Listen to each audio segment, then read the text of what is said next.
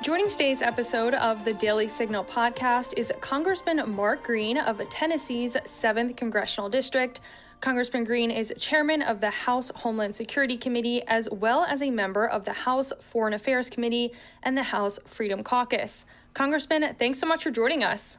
Yeah, thanks for having me on. Glad to be with you guys. Yes, well, it's so great to see you again. I want to dive right in and talk about some recent moves by the Biden administration. On Wednesday, President Biden signed an executive order that aims to restrict U.S. investment in certain Chinese technology, specifically semiconductors and microelectronics, quantum information technology, and artificial intelligence.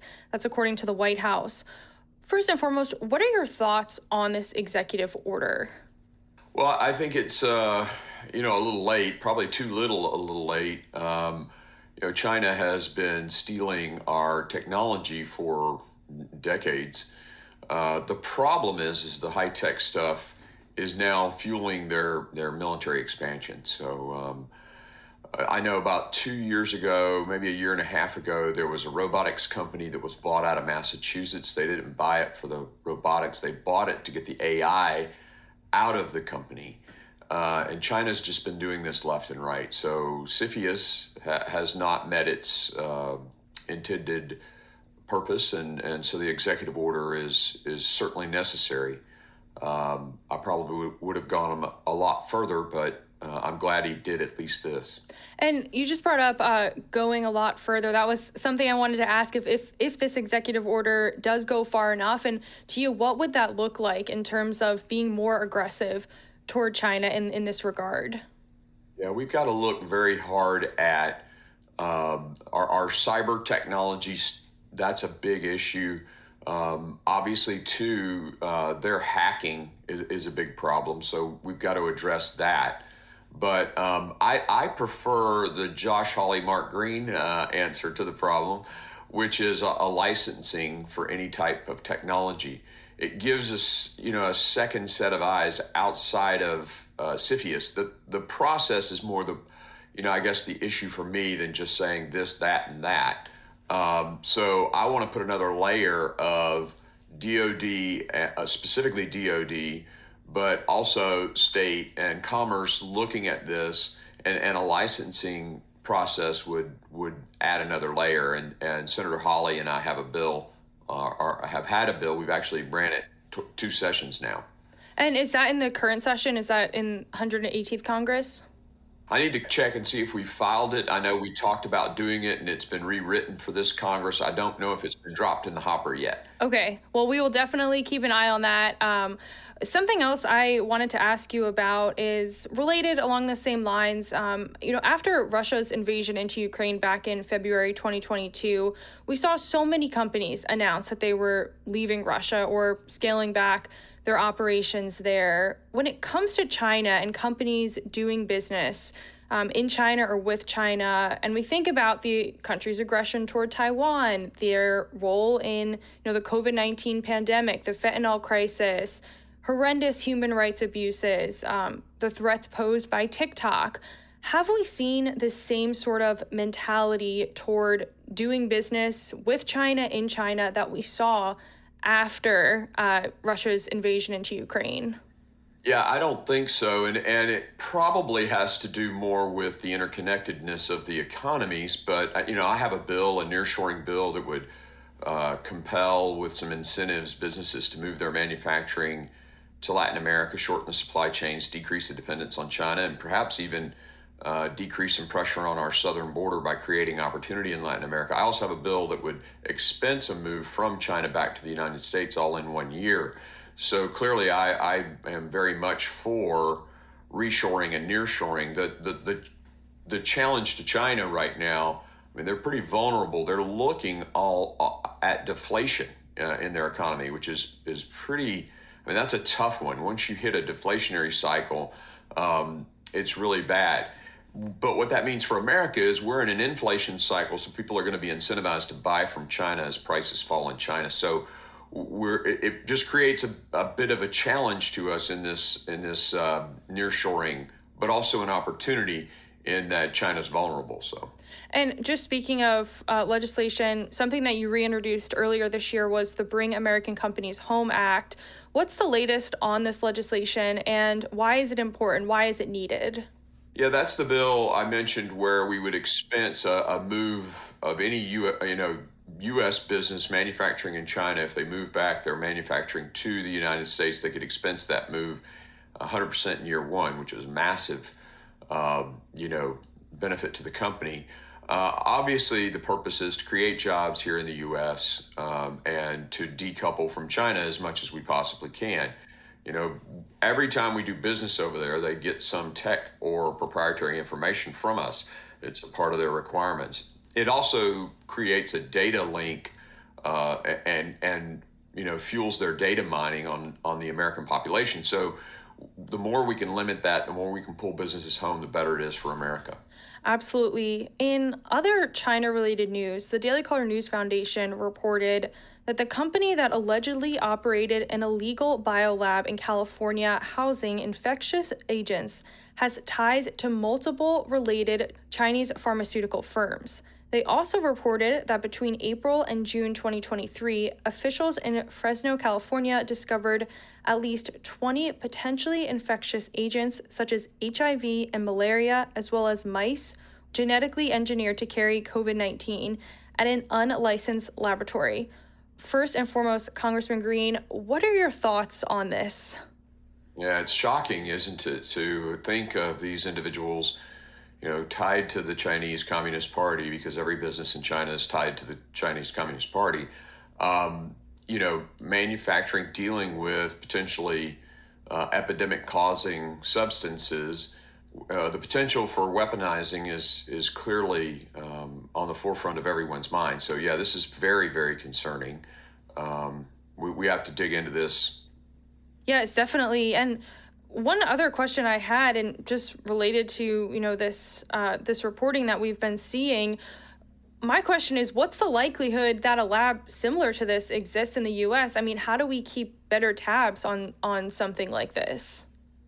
Well, there's a couple of things we could do. One, we could stop letting our open border allow 14,000, and so far this year, almost 15,000 Chinese nationals, some with ties to CCP, coming into the United States and just released into the country. So that would be a good start. But, we have to know what's going on in our country, and we don't. China's buying land. They're buying land next to military facilities. We have to stop this. It's time to basically say to China, look, if this is going to happen, we're going to just stop doing business completely.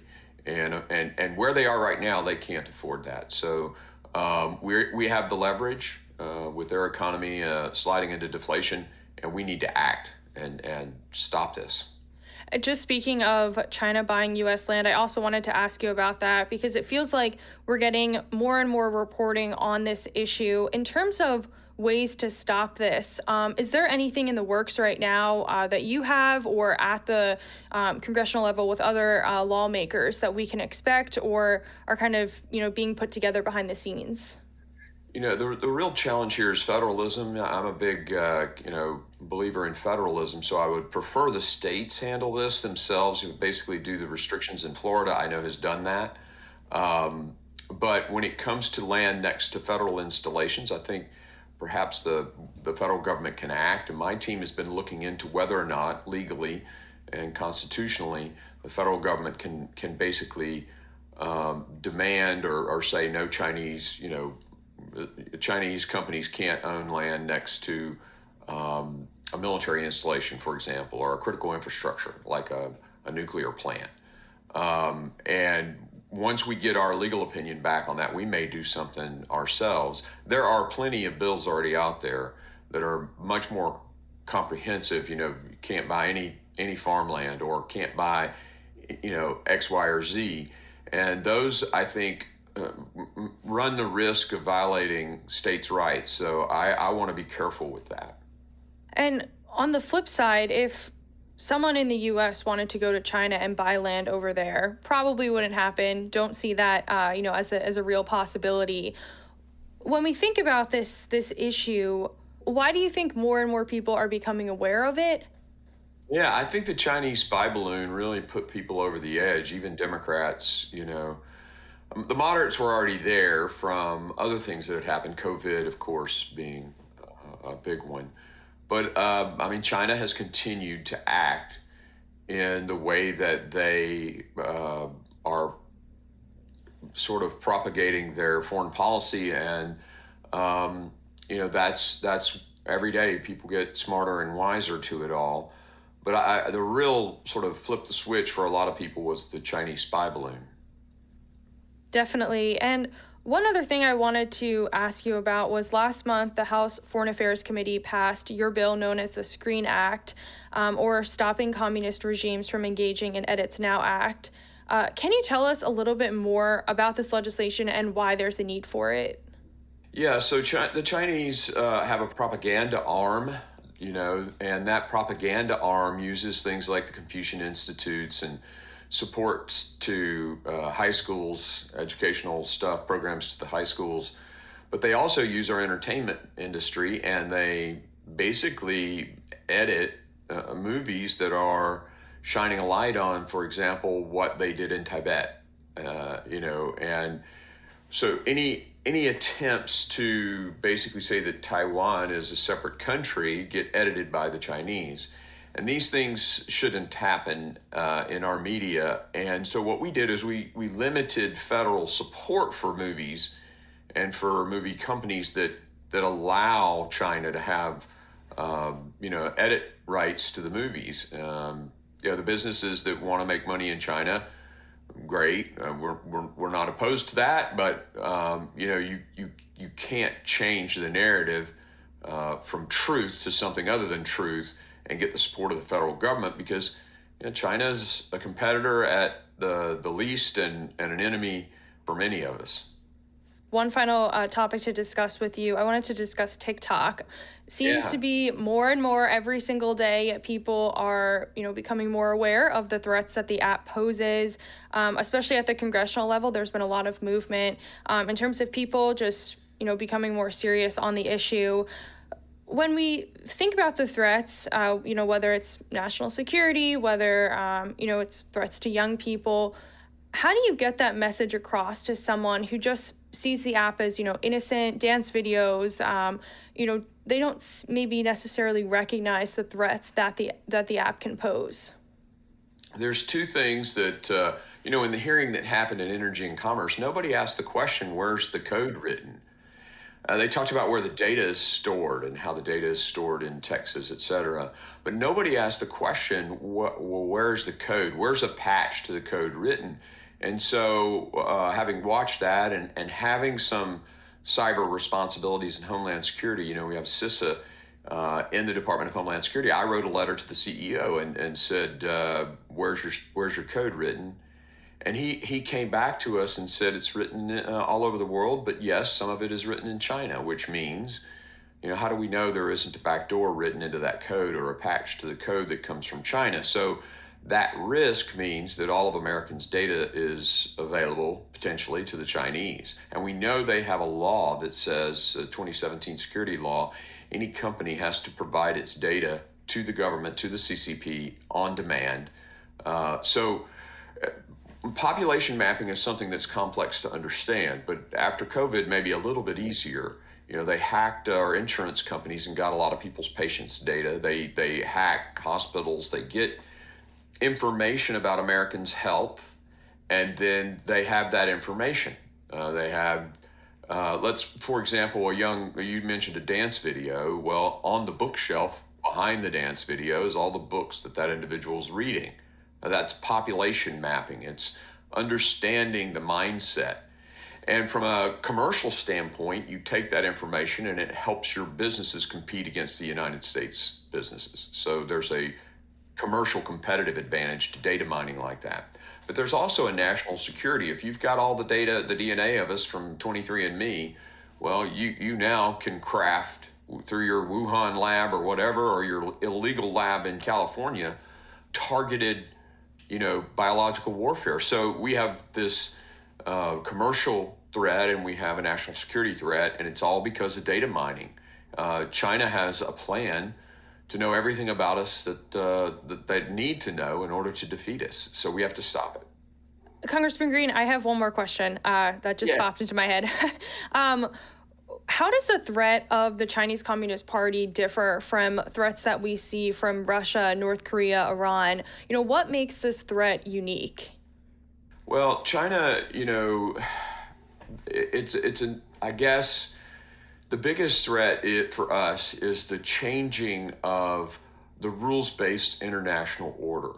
So, so how the deals are done globally, and they want to basically change the paradigm where they're running instead of the United States running the rules of international discourse and relations.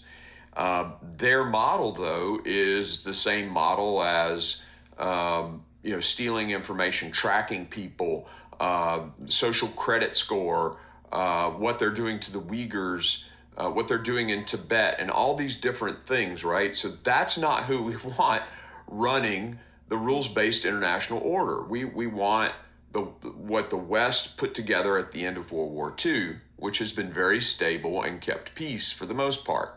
So that's probably the biggest threat. It's not like the CCP is going to come over here and land troops in San Jose, but very clearly they want to control the Pacific too. So a secondary goal for them is to control their near, and that's why I think the Belt and Road Initiative is very Sun Tzu. There's an old Sun Tzu saying that says, make an ally afar to take on an enemy who's near. And the United States in the Pacific, the South Pacific, is considered an enemy to those guys. And so they are befriending people all over the world, Belt and Road Initiative, to basically take us on and block us out of the South China Sea. So both from a big standpoint, the rules-based order, and then locally, they're in their region, they're doing everything they can to dominate. Well, Congressman Green, thank you so much for joining us today. I wish it was a happier topic that we were discussing, but super important. Thanks so much for your insight and again for joining us. Always great to see you. Yeah. Thanks for having me. You guys have a great day.